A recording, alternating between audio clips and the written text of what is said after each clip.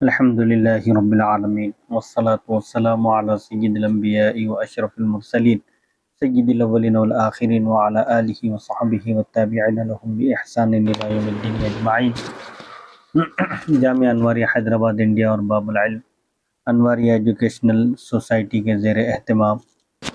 درس نظامی کی کتابوں کی ریکارڈنگ کا سلسلہ جاری ہے۔ اسی سلسلے کی ایک سنہری کڑی مشکات المصابیح کا سلسلہ وار درس ہے باہتمام مولوی سید محمد عبد الواسع حسینی بخاری چشتی المعروف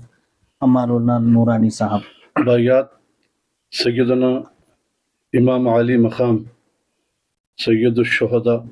امام حسن علیہ السلام و سیدہ کائنات حضرت فاطمہ سلام اللہ علیہ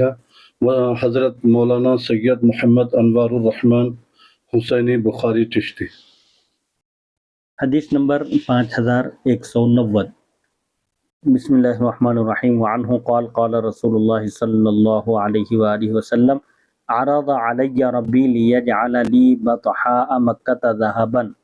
فقلت لا یا ربی ولکن اشبع یوما واجوع یوما فاذا جعت تضرعت الیک وذکرتک واذا شبعت حمدتک وشکرتک، رواہ احمد والترمذی۔ اور انہی سے روایت ہے، یعنی حضرت ابو امامہ رضی اللہ عنہ سے منقول ہے، انہوں نے فرمایا رسول اللہ صلی اللہ علیہ وآلہ وسلم نے ارشاد فرمایا، مجھ پر میرے رب نے یہ پیشکش کی کہ وہ میرے لیے مکہ کے وادیوں کو، مکے کی وادیوں کو، مکے کے پہاڑوں کو سونا بنا دے۔ تو میں نے عرض کیا، نہیں اے میرے پروردگار، لیکن میں ایک دن سیر ہو کر کھاؤں، یعنی ایک دن کھانا کھاؤں اور ایک دن بھوکا رہوں، بس جب میں بھوکا رہوں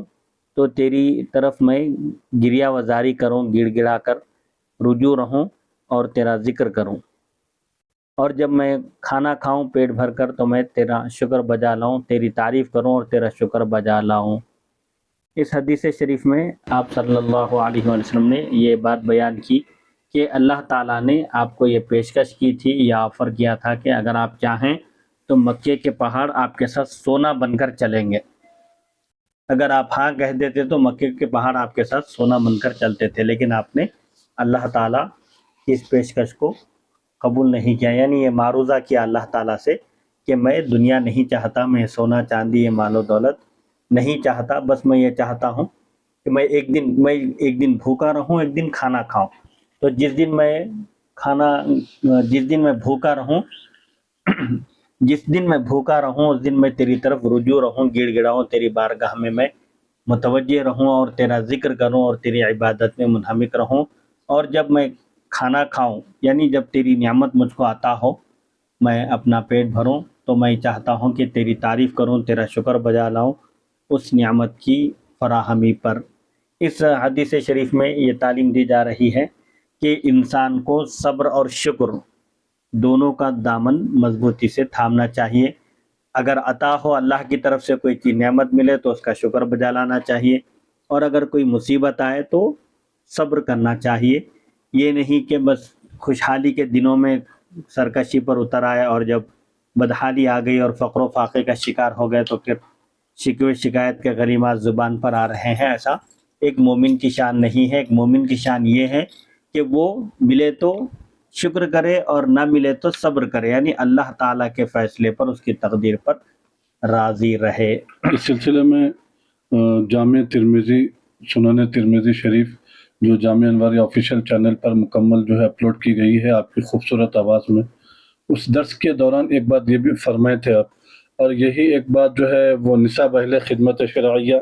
جو جامعہ نظامیہ میں درس نظامی میں سلیبس میں شامل ہے، اور یہی کہ ایک عالم دین مفتی سے بانی جامع نظامیہ شیخ الاسلام عارف باللہ حضرت محمد انور اللہ فاروقی رحمۃ اللہ علیہ فضیلت جنگ نے وہ نصاب اہل خدمت شرعیہ کے نام سے ایک فقہ پر کتاب جو ہے آپ نے لکھوائی تھی، تدوین کروائی تھی، تو اس میں بھی ایک بات آپ یہ فرمائے تھے کہ حضرت شیخ الاسلام بانی جامع نظامیہ رحمۃ اللہ علیہ فرماتے ہیں کہ جو شخص حضور صلی اللہ علیہ وآلہ وسلم کو نعوذ باللہ من ذلک یہ کہے یا یہ تصور کرے، یہ مانے کہ آپ جو ہے آپ کا جو فاقہ تھا وہ مجبوری کا تھا، نعوذ باللہ من ذالک، تو ایسا شخص اسلام سے خارج ہو جائے گا۔ بقول بانی جامع نظامی رحمۃ اللہ علیہ۔ تو حضور صلی اللہ علیہ وآلہ وسلم کا فقر و فاقہ، غریبی، غربت، تنگ دستی وغیرہ یہ جو بھی تھا، یہ آپ کا اختیاری تھا، اضطراری نہیں تھا، مجبوری کا نہیں تھا، یہ اضطراری نہیں تھا۔ جی تو یہ آپ دو جگہ پہ فرمائے تھے، تو اس لیے میں بہتر سمجھا کہ یہاں پر بھی عرض کر کہ دوں۔ اللہ تعالیٰ آپ پر اس قدر مہربان، اور جب عام مخلوق کو جب عطا کرتا ہے مانگنے پر، تو آپ کو تو پیشکش کر رہا ہے اللہ تعالیٰ کہ اگر آپ چاہیں تو مکے کے پہاڑ آپ کے ساتھ سونا بن کر چلیں گے۔ تو یہ آپ کا اختیار معلوم ہوتا ہے کہ آپ نے فقر و فاقے کو اپنے خودی سے اختیار کیا۔ اچھا، خودی سے اختیار کرنے کی حکمت، وجہ بھی یہ بھی آپ فرمائے تھے، تاکہ پیسے والے جو ہے اپنی دولت پر جو اتراتے ہیں تو ان کے پاس دولت ہونے کی وجہ سے اتراتے ہیں، تاکہ غریب لوگ جو ہے، کیونکہ حضور صلی اللہ علیہ وآلہ وسلم، کیونکہ امت کا اکثر طبقہ تقریباً 70 سے 80% طبقہ غریب ہوگا، تو حضور علیہ السلام ان کے خاطر، ان کی دل جوئی کے لیے، ان کی خوشنودی کے لیے، ان کو خوش کرنے کے لیے حضور علیہ السلام نے اختیاری فاقہ اور غربت آپ نے اختیار فرمائی۔ جی، تو یہ بہرحال یہ حضور پاک علیہ السلام کا یا اختیاری فقر تھا آپ کا، یہ اضطراری مجبوری کا نعوذ باللہ من ذالک نہیں تھا۔ اگر کوئی ایسا سوچے یا ایسا مانے یا ایسا عقیدہ رکھے تو وہ کافر ہے، اسلام سے خارج ہے، کیونکہ پیغمبر مجبور نہیں ہوتے، اللہ تعالیٰ ان کو صاحب اختیار بنا کر بھیجتا ہے۔ آپ کو تو پیشکش کی گئی، آپ جو چاہتے وہ ہو سکتا تھا، لیکن آپ نے ایسا نہیں چاہا۔ کل جہاں ملک جو کی روٹی غذا، بلکہ جیسے اعلیٰ حضرت کے ایک شعر میں ہے کہ پورے جہاں کے مالک ہے آپ، لیکن آپ کی غذا کیا ہے؟ بالکل سادہ اور معمولی ہے۔ عاجزی تواضع کا بھی آپ پیکر تھے، کہ ساری کائنات کے مالک رہ کر بھی آپ کی غذا بالکل جو کی روٹی، کبھی تو کھجور کھا کر پانی پی لیتے تھے اکثر، جیسا کہ بعض روایات میں آیا ہے، خود کتب حدیث میں ہے کہ 2 مہینے تک گھر میں چولہا نہیں سلگتا تھا ازواج مطہرات کے۔ تو سائل نے پوچھا پھر کیا کھا کر رہتے تھے آپ لوگ؟ تو حضرت عائشہ صدیقہ رضی اللہ عنہا نے فرمایا وہی اسودان، یعنی کھجور اور پانی پر عرب کا زیادہ عام طور پر گزارا تھا۔ اور آپ اپنی ذات کی حد تک آپ ایسا پوری تنگ دستی کے ساتھ اور غربت کے ساتھ زندگی گزارتے تھے اختیاری طور پر، لیکن جب کسی کو عطا کرنے کی بات آتی، کسی کو نوازنے کی بات آتی، کسی کی مدد کی بات آتی، اگر آپ کے پاس نہ بھی ہوتا تو قرضہ لے کر دیتے تھے، اور آپ کی بے حساب ایک مرتبہ تو 90,000 درہم بوریا بچھا کر اس پر ڈالے آپ، 90,000 درہم مال غنیمت کے یا جو بھی آئے تھے، جب کا جب اسی دن آپ نے اس کو پورے کا پورا تقسیم فرما دیا۔ وہ درہم چاندی کے سکے ہوتے تھے، 90,000 درہم۔ اور ایک بار ایک شخص کو اتنا عطا کیا کہ وہ جا کے اپنی قوم سے کہنے لگا کہ اے میری قوم مسلمان ہو جاؤ، حضرت محمد صلی اللہ علیہ وسلم اتنا عطا کرتے ہیں کہ ان کو فقر کا ڈر نہیں ہے۔ دینے والے، عطا کرنے والوں کو ڈر رہتا ہے کہ اگر وہ تقسیم کر دیں تو ان کا مال ختم ہو جائے گا، لیکن حضور صلی اللہ علیہ وسلم کا معاملہ بالکل ان کے برعکس ہے۔ آپ فقر کا بالکل خوف نہیں کرتے، آپ اللہ آپ کو عطا کرتا ہے اور آپ تقسیم فرماتے ہیں، انما انا قاسم واللہ یعطی، سوائے اس کے کچھ نہیں کہ میں تقسیم کرنے والا ہوں، عطا کرنے والا ہوں۔ تو اس میں اللہ کی عطا بھی مطلق ہے اور آپ کی تقسیم بھی مطلق ہے، چاہے دنیاوی نعمتیں ہوں یا اخروی نعمتیں ہوں، یا علم کی دولت ہو یا مال کی دولت ہو، یا جس کو جس چیز کی ضرورت ہے وہ آپ اس کو عطا کرتے ہیں۔ جیسا کہ حضرت علی رضی اللہ عنہ کا ایک قول عوارف المعارف میں گزرا کہ آپ فرماتے ہیں کہ میں جب حضور سے مانگتا تو مجھ کو عطا کرتے تھے، کیونکہ وَأَمَّا السَّائِلَ فَلَا تَنْهَرْ، کسی سائل کو جھڑکنے کا نہیں ہے آپ کو۔ اللہ تعالیٰ نے فرمایا کہ آپ کسی سائل کو مت جھڑکیے، تو کبھی بھی آپ کسی سائل کو خالی ہاتھ نہیں لوٹائے۔ پھر حضرت علی فرماتے ہیں لیکن میں ایک چیز غور کر کے دیکھا، میں مانگا تو مجھے آپ نے عطا کیا، لیکن میں جب خاموش رہا، میں ضرورت مند تھا لیکن میں اپنی ضرورت کا اظہار نہیں کیا، تو پہلے مجھ کو آپ نے ترجیح دی۔ یہ آپ کی خصوصیت تھی کہ جو منگتا اس کو، جیسا کہ ایک شاعر کا قول ہے، دیکھیں منگتے خالی ہاتھ نہ لوٹے، کتنی ملی خیرات نہ پوچھو، ان کا کرم ہے ان کے کرم کی بات نہ پوچھو۔ تو حضرت علی فرماتے ہیں کہ میں مانگتا تو دیتے تھے مجھ کو، کبھی آپ نے محروم نہیں کیا، لیکن میں ایک چیز غور کر کے دیکھا کہ جب میں خاموش رہا، ضرورت مند رہنے کے باوجود میں اپنی ضرورت کا، اپنی حاجت کا اظہار نہیں کیا، تو آپ نے خود سے پہلے مجھ کو ترجیح دی، دوسروں کو دینے سے پہلے مجھ کو عطا کیا۔ یہ آپ اپنی ذات کی حد تک آپ صبر اور شکر کا پیکر تھے، اور جہاں تک عطا کرنے کی بات آتی، مخلوق کی حاجت روائی کی بات آتی، تو آپ ان کو خوش دلی سے اور فراوانی کے ساتھ عطا فرماتے تھے۔ حدیث نمبر 5191 وعن عبید اللہ بن محسن قال قال رسول اللہ صلی اللہ علیہ وآلہ وسلم من اصبح منکم آمنا فی سربہ معافا فی جسدہ عندہ قوت یومہ فکأنما حیزت لہ الدنیا، رواہ الترمذی وقال ھذا حدیث غریب۔ عبید اللہ بن محسن سے روایت، انہوں نے کہا رسول اللہ صلی اللہ علیہ وآلہ وسلم نے ارشاد فرمایا، تم میں سے جو کوئی اپنی جان میں بے خوف اور مطمئن صبح کرے،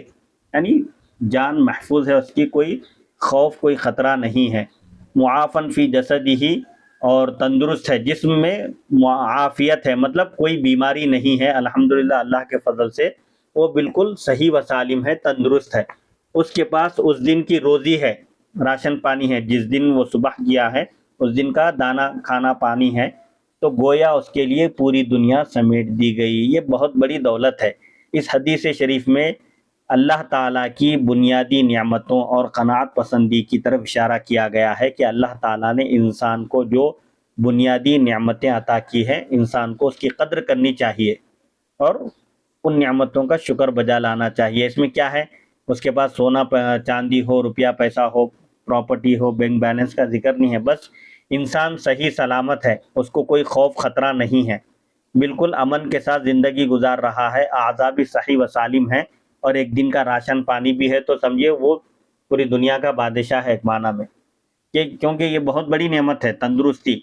نعمتانی مغبون فیہما کثیر من الناس الصحت والفراغ، بہت سارے مالدار لوگ ایسے ہوتے ہیں جو تندرست نہیں ہوتے، بیمار رہتے ہیں، سب کچھ رکھ کر بھی کچھ نہیں کھا سکتے، میٹھے کا پرہیز، فلاں چیز کا پرہیز، فلاں چیز کا۔ تو یہ اللہ تعالیٰ کا بڑا انعام ہے، اس کی بڑی نعمت ہے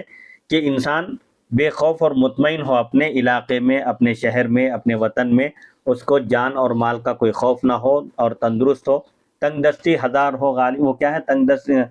تنگ دستی ہزار ہو غالب، تندرستی ہزار نعمت ہے، کچھ ایسا ایک مقولہ ہے کہ تنگ دستی رہے کوئی بات نہیں، فقر و فاقہ رہے کوئی بات نہیں، لیکن انسان اگر تندرست ہے تو سمجھیے وہ بہت بڑا مالدار ہے،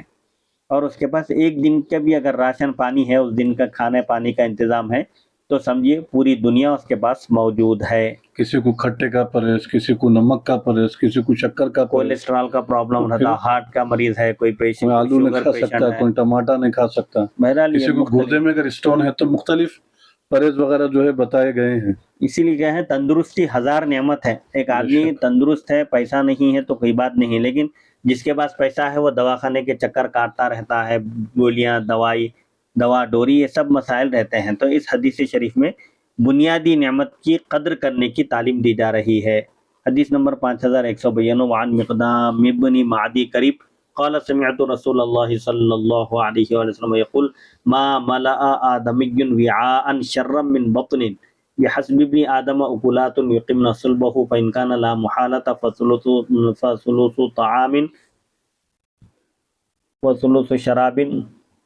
وثلث لنفسه، رواہ الترمذی وابن ماجہ۔ حضرت مقدام بن معدی قریب سے روایت، انہوں نے کہا میں نے رسول اللہ صلی اللہ علیہ وسلم کو ارشاد فرماتے ہوئے سنا کہ کوئی انسان پیٹ سے برا کوئی برتن نہیں بھرا، پیٹ جو کھانے پانی وغیرہ سے بھرا جاتا ہے، اس سے برا برتن کوئی نہیں ہے۔ انسان کے لیے چند لقمے کافی ہے جو اس کی پیٹھ کو سیدھا رکھ سکے، ایسا کمر جھک جا رہی ایسا نہیں ہونا، بس اتنے لقمے، اتنی غذا کافی ہے انسان کے لیے جس سے وہ سیدھا کھڑے ہو سکے اور عبادات کو انجام دے سکے۔ بس اگر ضروری ہی ہے کھانا، اس سے زیادہ کھانا اگر لا محالہ یعنی اگر ضروری ہے، ناگزیر ہے، تو ایک حصہ کھانا چاہیے اور ایک حصہ پانی کے لیے اور ایک تہائی سانس لینے کے لیے چھوڑنا چاہیے، یعنی پورا پیٹ بھر کر حلق تک آنے تک کھانے کے بجائے انسان کو پیٹ کے 3 حصے کرنا چاہیے، ایک تہائی کھانا ہونا اس میں، ایک تہائی پانی اور ایک تہائی حصہ سانس لینے کے لیے چھوڑنا چاہیے۔ یہ قناعت پسندی کی اور اس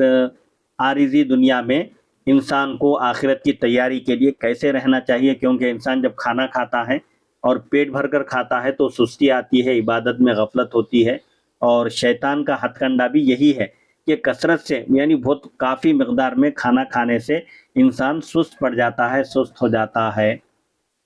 حدیث نمبر 5193 وعن ابن عمر ان رسول اللہ صلی اللہ علیہ وسلم سمع رجلا يتشأ فقال اقصر من جشائك فإن أطول الناس جوعا يوم القيامة أطولهم شباعا في الدنيا رواہ فی شرح السنة وروى الترمذی نحوہ۔ ابن عمر رضی اللہ عنہما سے روایت ہے کہ رسول اللہ صلی اللہ علیہ وآلہ وسلم نے ایک شخص کو ڈکار لیتے ہوئے سنا،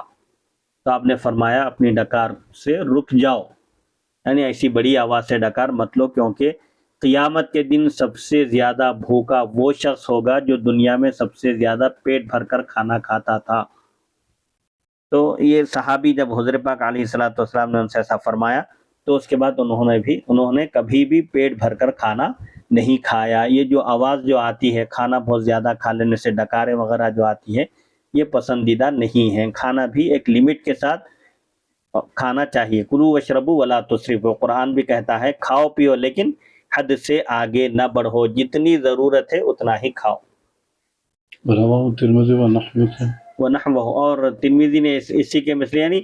حدیث شریف کے جو الفاظ ہیں، مثلہ کہیں آتا ہے کہیں نحوہ آتا ہے۔ مثلہ کا مطلب الفاظ بھی سیم ہیں اور معنی بھی اس کا مفہوم سیم ہے، اور نحوہ آئے تو الفاظ الگ ہیں، دونوں جگہ کے الفاظ الگ ہیں لیکن معنی اور مفہوم قریب قریب ایک ہے۔ تو ترمذی شریف میں بھی اس قسم کی روایت ہے۔ حدیث نمبر 5194 وعن کعب بن عیاض قال سمعت رسول اللہ صلی اللہ علیہ وسلم یقول ان لکل امت فتنة وفتنة امت المال رواہ الترمذی۔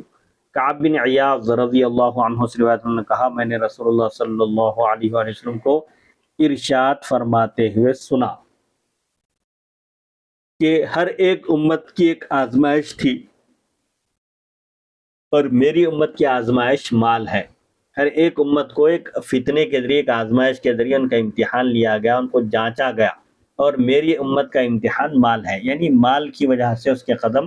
اگر ڈگمگائے سمجھے تو وہ امتحان میں فیل ہو گیا۔ مال کو دیکھ کر اس کی نیت نہ بدلے، مال میں وہ خیانت نہ کرے۔ تو یہ مال کیا ہے؟ سب سے بڑی آزمائش ہے کہ انسان جب بہت زیادہ وافر مقدار میں مال دیکھتا ہے تو اس کی نیت بدل جاتی ہے، امانت دار تھا تو خیانت پر اتر آتا ہے۔ اسی لیے آپ نے فرمایا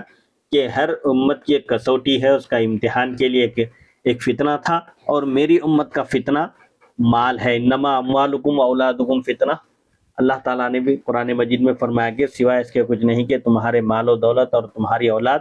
تمہارے لیے فتنہ ہے، یعنی آزمائش کا ذریعہ ہے۔ ان کے ذریعے تمہاری آزمائش ہوگی کہ تم مال اور اولاد کی محبت میں کہیں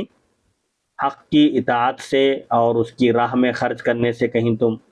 غافل تو نہیں ہو جاؤ گے۔ حدیث نمبر 5195 وعن انس عن نبی صلی اللہ علیہ وسلم قال یجاء بابن آدم یوم القیامة کأنہ بزج فیوقف بین یدی اللہ فیقول له اعطیتک وخولتک وانعمت علیک فما صنعت فیقول یا ربی جمعته وثمرته وترکته اکثر ما کان فرجعنی آتک به کلہ فیقول له ارنی ما قدمت فیقول ربی جمعته وثمرته وترکته اکثر ما کان فرجعنی آتک به کلہ فاذا عبد لم یقدم خیرا فیمضی به الی النار رواہ الترمذی وضعفہ۔ حضرت انس رضی اللہ عنہ سے روایت ہے، آپ نے نبی کریم صلی اللہ علیہ وآلہ وسلم سے روایت کہ آپ نے فرمایا قیامت کے دن انسان کو لایا جائے گا گویا کہ وہ بھیڑ کا بچہ ہے، بکری کا بچہ ہے، رب کے حضور اس کو پیش کیا جائے گا، پس اس کو اللہ کے روبرو، اللہ کے حضور کھڑا کیا جائے گا، ٹھہرا کیا جائے گا، تو اللہ تعالیٰ اسے فرمائے گا، پس وہ اسے کہے گا، پوچھے گا میں نے تجھ پر انعام کیا، میں نے تجھ کو عطا کیا اور تجھ کو مال و دولت سے نوازا اور تجھ پر انعامات و اکرامات کیے، پس تو کیا کیا؟ یعنی میں نے تجھ کو سب چیزوں سے نوازا، دنیا میں ہر طرح کی دولت دی، سب کچھ عطا کیا تھا، تو اس میں کیا کیا، کیا عمل کیا؟ تو وہ کہے گا، بندہ عرض کرے گا اے میرے پروردگار میں نے اس کو خوب جمع کیا اور اس کی سرمایہ کاری کی، انویسٹمنٹ کیا، مال و دولت کو خوب بڑھاوا دیا، اور جتنا تھا اس سے زیادہ میں دنیا میں چھوڑ کر آیا، لہذا تو مجھے دنیا کی طرف واپس پلٹا تاکہ میں وہ پورے کا پورا مال لے کر تیری خدمت میں حاضر ہوں۔ تو اللہ تعالیٰ اس سے فرمائے گا ارنی میں قدم تھا، دنیا میں جو چھوڑ کے آیا اس کو چھوڑ دو تم، بلکہ اب آخرت کے لیے تو کیا لایا ہے وہ مجھ کو بتا۔ ارینی تو مجھ کو بتا تو نے کیا پیش کیا، اپنی آخرت کے لیے کیا کیا، دنیا میں صرف مال و دولت کی چکر میں اور اس کو بڑھانے کی چکر میں اور اس کی سرمایہ کاری کی چکر میں رہا، آخرت کے لیے کیا پیش کیا ہے، کیا لایا ہے، دنیا کا چھوڑ دے۔ تو پھر وہ وہی کہے گا بندہ کہ اے میرے رب، میں نے مال کو جمع کیا، جو کچھ تو نے مجھ کو عطا کیا تھا میں اس کو دگنا تگنا بلکہ کئی گنا بڑھا دیا، اور اس کی سرمایہ کاری کی، انویسٹمنٹ کیا، کاروبار میں لگایا میں اس کو، اور میں اس سے زیادہ چھوڑ کر آیا جتنا تو نے مجھے عطا کیا تھا، لہٰذا تو مجھے دنیا میں جانے کا موقع دے، واپس پلٹا میں وہ پورے کا پورا مال لے کر آؤں گا۔ بس جب بندہ کوئی خیر پیش نہ کر سکے تو اس کو جہنم کی طرف لے جانے کا حکم دیا جائے گا۔ یعنی جو کچھ بھی تھا بس دنیا میں کمایا، کھایا، پیا، اڑا دیا اور عیش و عشرت کیا، آخرت کی تیاری سے بالکل غافل رہا، اور جب رب پوچھے گا کہ تو کیا لایا ہے، آخرت کی کیا تیاری کیا ہے، وہ کوئی جواب نہیں دے سکے گا اطمینان بخش، تو کیا کیا جائے گا، اس کو جہنم رسید کر دیا جائے گا۔ اگلی ہاں، اس میں ایک بات یہ ہے کہ اب اگر کوئی مومن ہے، مسلمان ہے، اور وہ بھی دنیا طلبی میں مصروف رہا، سمجھے مشغول رہا، غفلت ہو گئی اس سے فرائض وغیرہ میں، تو اتنی بات طے ہے کہ مومن مخلد فی النار نہیں ہوگا، ہمیشہ دوزخی نہیں ہے۔ اگر کوئی مسلمان ہے جس کے دل میں رائی کے دانے کے برابر بھی ایمان ہوگا، اس کو آخرکار جنت سے نکال لیا جائے گا۔ اللہ تعالیٰ کی مشیت پر موقوف ہے، چاہے تو اس کو اس کے گناہوں کی سزا دے، چاہے تو اپنے فضل سے اس کو معاف کر کے داخل جنت کرے، یہ اللہ کا اختیار ہے۔ انشاءاللہ اگلی نشست میں حدیث نمبر 5196 پر گفتگو ہوگی۔ وصلی اللہ تعالی علی خیر خلقہ سیدنا محمد و آلہ و صحبہ اجمعین، والحمد للہ رب العالمین۔